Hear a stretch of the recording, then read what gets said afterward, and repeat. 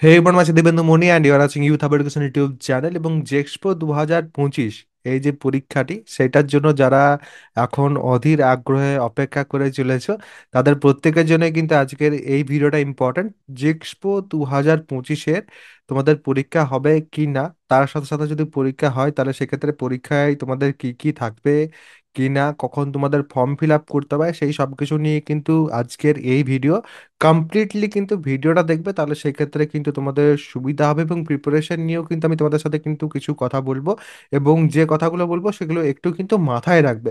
প্রথমেই বলছি, এটা 2024 সালের কিন্তু কথা এখানে বলা হয়েছে। 12 জুলাই 2024-এ এটা এসেছিল এবং 2024 সালে এক্সাম স্ক্র্যাপ্ট হয়েছিল, অর্থাৎ এক্সামিনেশনস কিন্তু নেওয়া হয়নি এবং উইদাউট এক্সামিনেশনে কিন্তু পলিটেকনিকে ভর্তি হয়েছে। সেটাই কিন্তু এখানে 2025 সালেও চালিয়ে দেওয়ার চেষ্টা করা হচ্ছে, যদিও 2025 সালে কিন্তু এখনো অবধি কোনো রকম কোনো অফিসিয়াল কিচ্ছু কিন্তু আসেনি। নোটিফিকেশন এলে অবশ্যই কিন্তু আমার চ্যানেলে তোমরা জানতে পারবে। তো অবশ্যই তার আগে চ্যানেলটাকে সাবস্ক্রাইব করে বেল আইকনটাকে প্রেস করে অল করে রাখবে। নেক্সট আসছি যে 2025 সালে গুগল কি বলছে যে এক্সামিনেশন কখন হবে। অ্যাকচুয়ালি অনেকেই তোমরা আছো যারা গুগলে সার্চ করো, তো গুগলে কি বলছে কিনা একটু তোমাদের জন্য ইম্পর্ট্যান্ট হয়। তো গুগলে গেলে পরে বিভিন্ন ওয়েবসাইটে তোমরা এইটাই পাবে যে তোমাদের জুন 2025-এ কিন্তু কন্ডাক্ট হতে পারে। ওকে, তো এটা কিন্তু যদি কন্ডাক্ট হয় তাহলে সেক্ষেত্রে পসিবল যে মে মাসেই হয়ে যাবে। সেটা আমি তোমাদের পরবর্তী সময়ে আবার জানাবো যদি পরীক্ষা হয় সেক্ষেত্রে, বাট পরীক্ষা হওয়ার চান্সেস কিন্তু কম, সেটা আমি তোমাদের বলে রাখলাম। এবারে আরো একটা কথা, সেটা হচ্ছে অ্যাপ্লিকেশনের ক্ষেত্রে ফিস যেটা, সেটা 450 রুপিস হয় এবং মেয়েদের ক্ষেত্রে যারা কন্যাশ্রী এনরোলমেন্ট থাকে যাদের, তারা 225 টাকা কিন্তু দেয়। এবারে সবকিছু কিন্তু অনলাইনেই হয়। লাস্ট ইয়ারও কিন্তু অনলাইনেই হয়েছে সবকিছু, তার আগের বছরও কমপ্লিটলি সবকিছু অনলাইনেই হয়েছে।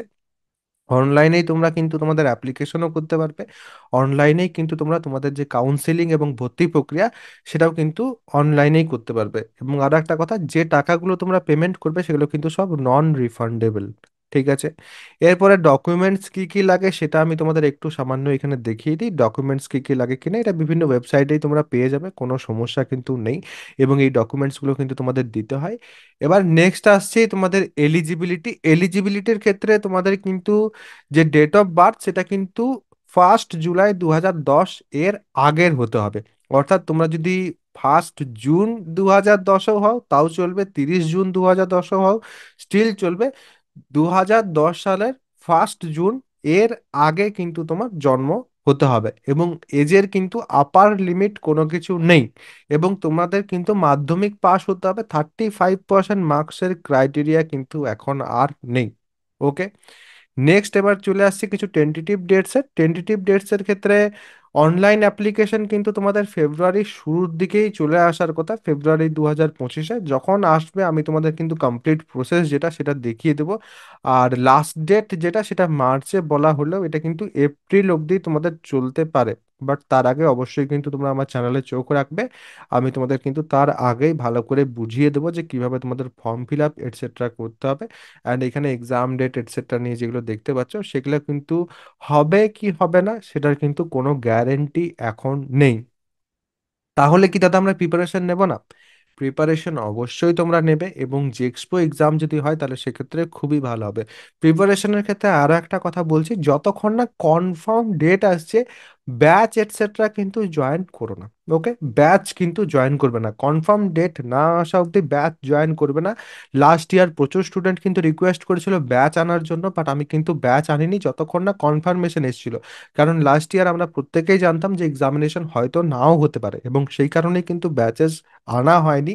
বাট এই বছর যেহেতু এনরোলমেন্টস বেড়েছিল লাস্ট ইয়ার, তার জন্য কিন্তু হয়তো এই বছর এক্সামিনেশন নেওয়া হতে পারে।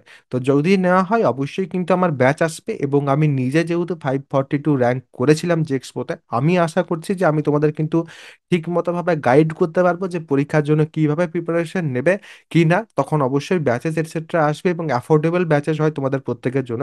বাট তার আগে ব্যাচেস এটসেট্রা কিন্তু কোনো প্রয়োজনীয়তা নেই, তোমরা কিন্তু 10th লেভেলের যেটা প্র্যাকটিস করবে সেটা আমি বলে দিচ্ছি। তার আগে ম্যাথামেটিক্স, তার সাথে ফিজিক্যাল সায়েন্স অর্থাৎ ফিজিক্স অ্যান্ড কেমিস্ট্রি, আর তার সাথে বেসিক ইংলিশ। এই ৩ টে কিন্তু প্র্যাকটিস করবে। অ্যাপটিটিউড যেটা আছে সেটা আমি তোমাদের প্র্যাকটিস করিয়ে নেব। যদি তোমাদের পরীক্ষা হয় সেই ক্ষেত্রে। তো প্রত্যেকের জন্য কিন্তু আমি এটা বলে রাখলাম এবং অবশ্যই যেটা তোমাদের করণীয় সেটা হচ্ছে অবশ্যই তোমরা কিন্তু চ্যানেলটা সাবস্ক্রাইব করে বেল আইকনটা প্রেস করে অল করে রাখবে। যাতে যখনই তোমাদের জেক্সপো ২০২৫ সংক্রান্ত কোনো রকম কোনো ভিডিও এলেই সেটা তোমাদের কাছে সবারই আগে পৌঁছে যায়। ভিডিওটা যদি হেল্পফুল মনে হয় অবশ্যই একটা লাইক করবে এবং বন্ধুদের সাথে কিন্তু ভিডিওটা শেয়ার করে নেবে।